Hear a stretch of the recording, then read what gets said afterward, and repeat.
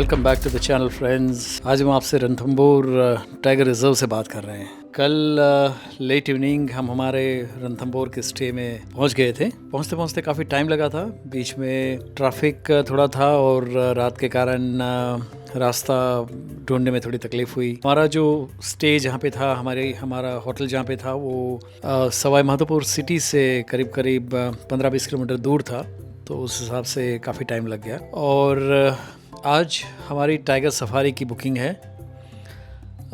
दिवाली के कारण, दिवाली के जो रश है उसके कारण हमारी टाइगर सफारी की बुकिंग हमें यहाँ रणथंभौर पहुँचने के बाद होटल के साथ जुड़े हुए एक लोकल सफारी एजेंट के थ्रू बुक करनी पड़ी।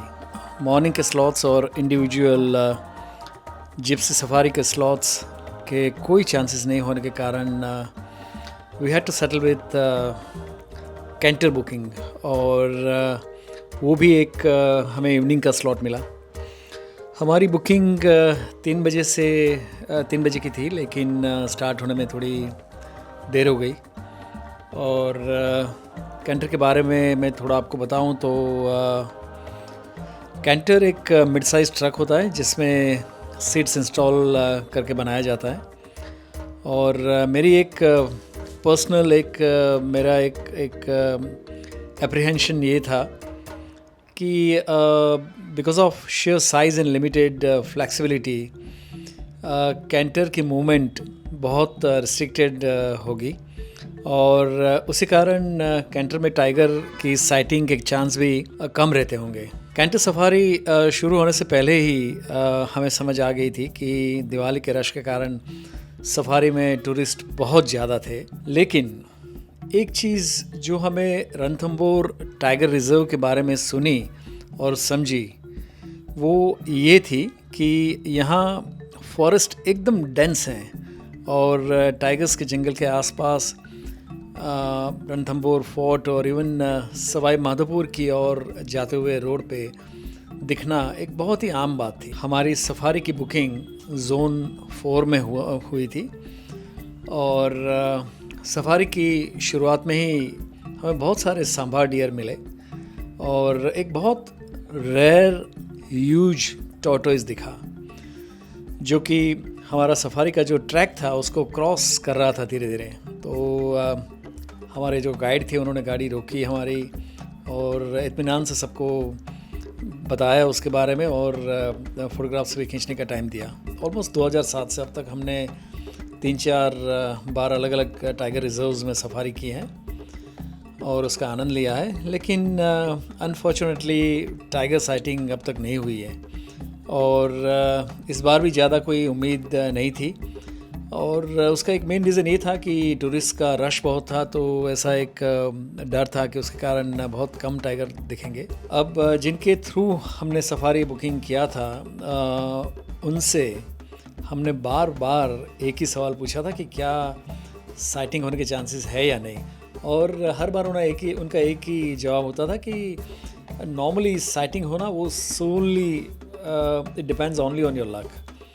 नसीब में है तो साइटिंग होगा, नहीं होगा तो नसीब में नहीं होगा तो नहीं होगा।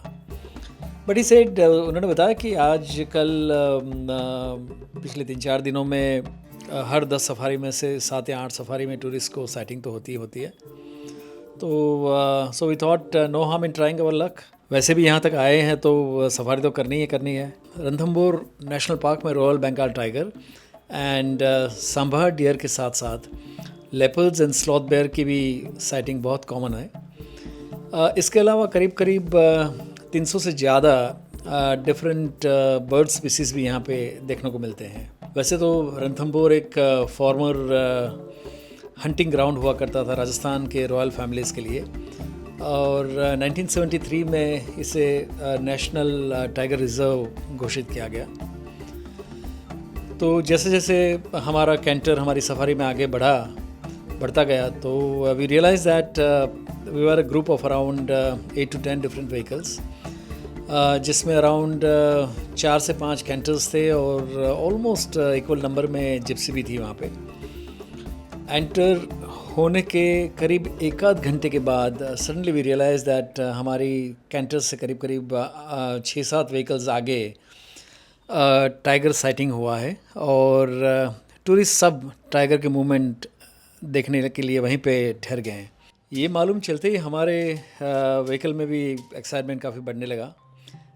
Everyone wanted to see tiger and click picture, but हमारे लिए बहुत एक स्पेशल मोमेंट था क्योंकि हमारी पहली सफारी के बाद जो कि हमने 2007 में की थी, उसके करीब करीब 18 साल के बाद हमें टाइगर देखने को मिलने वाला था। टूरिस्ट में ख़ास करके बच्चों से लेकर बड़ों तक सब काफ़ी एक्साइटेड थे, बट अनफॉर्चुनेटली जो हमें लगा वो ये था कि एक्साइटमेंट में सब भूल गए थे कि वो एक नेशनल पार्क में है और टाइगर के सामने है, तो एक नॉर्मल एक डेकोरम जो मेंटेन करना होता है, आपको एक थोड़ा कम आवाज़ करनी है, कम चिल्लाना है, वो सब जो होता है वो लोग भूल गए ऐसा लग रहा था।